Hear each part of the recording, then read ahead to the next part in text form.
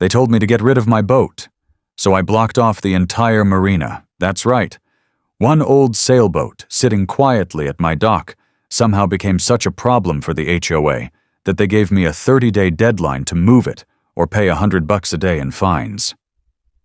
I didn't take that lightly, not because I enjoy causing trouble, but because that boat meant something. And because their reason? It didn't fit the look they were going for. Meanwhile, other boats in worse shape sat untouched. So I started asking questions. The answers led me to something they didn't expect. A tiny strip of land that they've been walking over for years. The only land access to the marina. The same strip that, according to the original property maps I actually own, that changed everything. The next time they came after my boat, I didn't argue. I didn't call a lawyer. I didn't even write a letter. I called a fencing company. And on the morning of their big community event, I had cedar posts going into the ground, one by one, cutting off the only way in or out of the marina. They wanted to mess with the wrong guy over one boat? Fine. Let's see how they do without their precious marina. Before all the drama started, life was simple. Most mornings, I'd be out on my back deck with a cup of coffee in hand, watching the water. The lake was always calm early in the day, just the soft sound of waves tapping against the dock and birds flying low across the surface. Sometimes a breeze would come in, and you'd hear the wind move through the trees like a quiet whisper. That was my peace. No stress, no noise. Just quiet mornings and the smell of cedar from the porch. Tied up at the dock was the Wanderer, a sailboat that had been in my family for decades. It wasn't flashy or new, but it meant more to me than anything parked in a marina. My dad gave it to me years ago. He taught me how to sail on it when I was a kid. We didn't talk much about feelings, but out on the water, things were different. That boat held memories of calm afternoons, early sunrises, and quiet lessons that stuck with me way longer than I expected. After he passed, I couldn't bring myself to sell it. I kept it clean, polished, always ready to take out on the lake. Even if I didn't sail as much anymore, just having it there, seeing it each day, felt like a small way of holding on to him. It was never about the boat itself. It was about what it stood for. The house wasn't huge, but it was home. Wraparound porch, old wooden dock, a few neighbors who waved as they walked their dogs. People mostly kept to themselves, but there was a nice rhythm to it. Every so often someone would host a barbecue down at the marina, and we'd all show up with something cold to drink and a plate of food. It was the kind of life I didn't think I'd ever get back after my divorce. But here, at the lake, things felt steady again. Peaceful. At least they did, until that first letter showed up in my mailbox. It started with a letter. Plain envelope, HOA logo at the top. I didn't think much of it until I read what was inside. Your boat does not meet community aesthetic standards and must be removed within 30 days. I read it twice, thinking maybe I missed something. My boat? The Wanderer? I walked straight down to the dock, trying to see what they saw, if there was something broken or out of place, but no, everything looked just like it always had. Clean hull, fresh paint, polished trim. I take care of that boat like it's a part of the house, so why was it suddenly a problem? I started looking around the lake, checking out the other boats. That's when it hit me. There were at least 3 other boats in worse shape. Peeling paint, busted tarps, not even tied up right. But none of them had a letter. I talked to their owners. Not a single one had been told to remove their boats. Mine was the only one. That's when I knew. This wasn't about rules. It was about me. Anna Sinclair had just been elected HOA president a couple months before. I didn't vote. Honestly, didn't pay attention.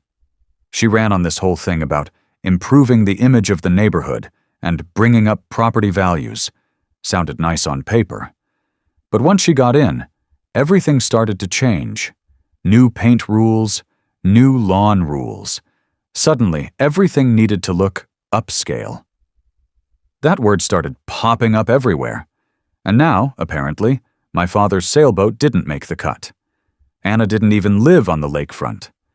But that didn't stop her from acting like she owned every inch of it. Tall, always dressed like she was headed to a business meeting, never without her clipboard, and that tight smile that made you feel like she was judging you while pretending to be polite. I'd only spoken to her a handful of times, and never more than small talk at community events. Nothing that would make her single me out. But she had. And it wasn't just me. A few neighbors told me they were getting weird notices too, mostly older residents, or people who didn't go to the HOA meetings. That's when I realized this wasn't about boats or lawns. It was about control, and they'd just picked the wrong person to try and push around. I showed up to the next HOA meeting with a copy of the letter in one hand and a folder full of photos in the other. I wasn't trying to start a fight. I just wanted answers. The room was packed. More people than usual. I guess I wasn't the only one fed up with how things were being run. Anna sat at the front table, straight-backed and smiling like nothing was wrong. When they opened the floor for questions, I raised my hand. She saw me right away. Her smile dipped, just for a second. I stood up and calmly asked the board to explain why my boat was considered a problem when others, clearly in worse shape, were left alone. Her answer: "We're updating the community's standards to reflect a more modern image. Some watercraft simply don't fit that vision." She said it like it was a done deal, no discussion, no rule to point to. Just her opinion. I asked where these rules were written. She couldn't show me. I pointed out the photos I brought, showing boats in worse condition than mine. She didn't even look at them. One of the board members mumbled something about case-by-case decisions. That's when I realized they were just making it up as they went. Then something unexpected happened. Bob, my neighbor 2 doors down, stood up and said, "I've lived here since this place was built, and I've never heard of any aesthetic rule for boats." A few others nodded. Grace, the attorney who lived next to me, leaned over and whispered, "You're not the only one she's been targeting." After the meeting, a few people pulled me aside. Quiet voices, similar stories, small violations, random fines, a weird pressure to either fall in line or move out. It wasn't just me. Anna had a pattern, and it was starting to show. That night, I didn't sleep much. Something bigger was going on here, and I had the feeling this boat thing was just the beginning. After that meeting, I couldn't shake the feeling that there was more to this. I wasn't just being picked on. They were trying to push me out. And for what? A sailboat? It didn't add up. So I did what I should have done from the start. I went digging through my old house paperwork, the dusty box with all the stuff from when I bought the place, closing documents, surveys, the kind of boring stuff you forget about once you move in. I spread everything out on the kitchen table and started going through it piece by piece. That's when I noticed something strange on one of the older property maps. The line marking my land went a little farther than I remembered, far enough to cover a narrow strip that connected the main walking path to the marina. At first, I thought I was reading it wrong, but the more I looked, the more it made sense. I pulled up the county website and checked the parcel maps. Then I checked the legal description on my deed. Same thing. That little stretch of land, just wide enough for the gravel path everyone used to reach the marina, was mine. I called Grace right away. She's a real estate attorney, and thankfully she doesn't mind my late-night questions. I showed her everything the next day. She took her time going through the documents, and when she finally looked up, she said, "Jim, you own that access point." They've been using it without a formal agreement. That's your land." It hit me like a lightning bolt. The same HOA threatening me over a boat had been walking across my property for years, and they had no clue, no permission, no paperwork, nothing. Grace said they were technically trespassing. If I wanted, I could block it off completely, and they'd have no legal right to stop me. She warned me it'd cause a scene, but I already knew what I wanted to do. Not to be petty, but to take back control. They tried to squeeze me out. But now I had something they didn't expect. Leverage. I didn't say anything right away. No emails, no posts online. I just got to work. First, I called a local surveyor to double-check everything. I wasn't about to make a move this big unless I was absolutely sure. A week later, she walked the property with me, measured everything, and confirmed what Grace had already told me. That access path? Mine. Every inch of it. Next, I quietly started preparing. I ordered fencing materials, cedar, solid, good-looking stuff that wouldn't raise eyebrows sitting in my garage. I picked a company from the next county over, just in case anyone local had ties to the HOA.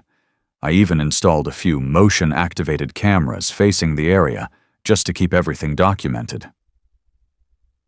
The trick was timing. I'd heard from Bob that the HOA was planning a big Marina fundraiser in 2 weeks. Fancy event. Business leaders, local politicians, the whole deal. That's when I knew exactly when to move. And right on schedule, the HOA sent me one final notice. This one wasn't even trying to sound polite. Bold font, legal language, threats of liens, daily fines, and even talk of remediation by contractors if I didn't comply. They were doubling down, pressuring me harder, hoping I'd crack. I didn't. Instead, I picked a date, the day before their big event. That morning, at sunrise, I'd have the fence go up. Not out of anger, but to make a point. They crossed a line, and they didn't expect anyone to push back. This wasn't about revenge. I wasn't trying to ruin anything, but they tried to bully me into giving up what was mine. And now I was going to make sure they had to deal with the truth they worked so hard to ignore. They messed with the wrong guy, and they were about to find out. The morning the fence went up, the lake was quiet. Not a ripple in sight. At exactly 5 a.m., the truck from the fencing company rolled into my driveway. I met the crew out front and walked them through the plan one more time. Every post, every panel, every inch had to be perfect. We followed the surveyor's markers, bright orange flags still tucked in the grass along the property line. By 6:30, the sound of drills and post drivers had started drawing attention. A couple of neighbors stopped during their morning walks. I showed them the documents. Most of them nodded. A few smiled. One said, "About time someone stood up to her." By 8 o'clock, we were halfway done. That's when Anna showed up. She came speeding down the street in her silver Mercedes, slammed the door, and stormed up the driveway like she owned it. Her heels clicking so loud you could hear them over the drills. "What do you think you're doing?" she shouted, pointing toward the fence going up across the path. I stayed calm. I held out a folder with the survey and deed copy.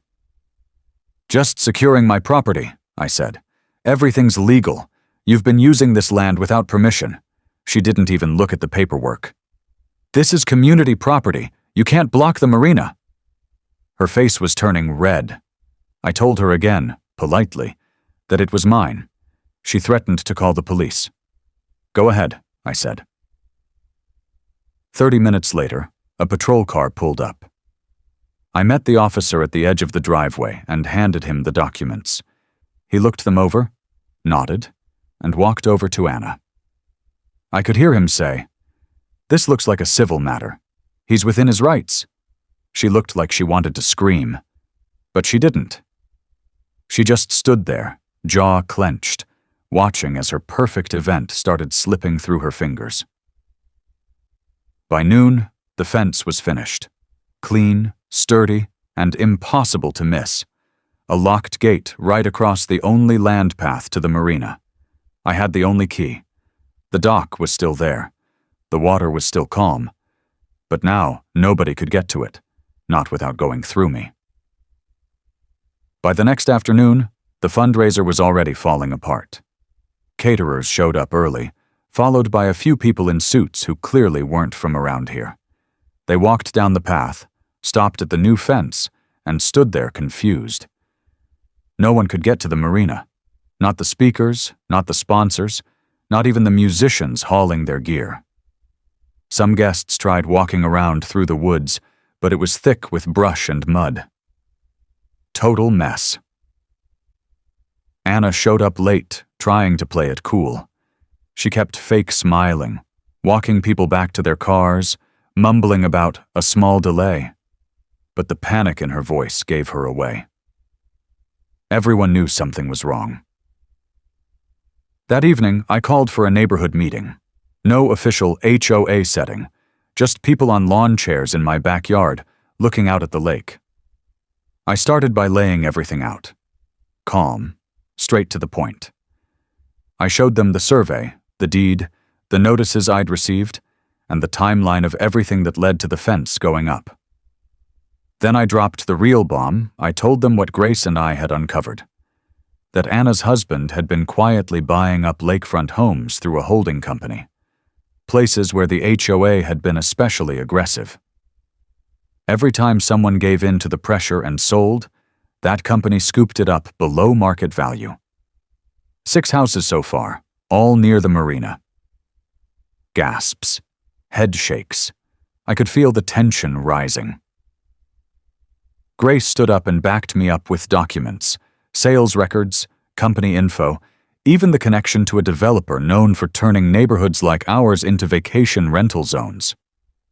This wasn't about boats. It was about pushing out the original homeowners and flipping the place for profit.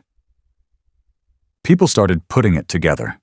Fines that didn't make sense, sudden new rules, notices that seemed targeted. One neighbor said, "I thought it was just me." Another said, "They tried to buy me out last year. It stopped being my fight in that moment. The whole neighborhood realized they'd been played." And Anna? She didn't say a word. She stood near the back, arms crossed, looking like someone who knew the game was over. By the end of that backyard meeting, people weren't just angry, they were ready to act. Bob stood up first and said what everyone was thinking. "We need to vote them out, tonight." Grace read through the bylaws and confirmed we had enough people there to call an emergency vote. Someone grabbed a notebook and started counting hands. It wasn't even close. Almost everyone voted to remove Anna and the rest of the board. Just 3 people didn't raise their hands, and none of them looked too sure about it. Right then and there, we picked a new board. Bob was voted in as president, Grace took vice president, and a few other longtime residents stepped in to help. People actually smiled again. It felt like we were finally getting our neighborhood back. The next day, I sat down with the new board and worked out a proper easement agreement. I didn't want to block the marina forever, just wanted to make things fair. So we wrote it all up. The HOA could use the path as long as they respected the boundary, kept it clean, and didn't pull stunts like they did before. In return, I got a small yearly fee to cover maintenance and, most importantly, written protection for my boat. The Wanderer would stay right where it belonged. The fence? It stayed too, but now there was a gate, a real one. I gave the board a key, and I kept one for myself. No drama, no threats, just an understanding. And something changed after that. People started showing up at the dock more often, not for rules or meetings, but for cookouts, fishing, watching sunsets. It felt like a neighborhood again. Anna and her husband moved out a few weeks later. Quietly. No goodbye, no notice. Just gone. We didn't need them. We'd found our voice. And this time, we were going to protect what mattered. Together. Life's quiet again now, and this time, It feels real. The marina's full of laughter, weekend cookouts, and kids learning how to fish. Nobody's worried about surprise letters or secret rules.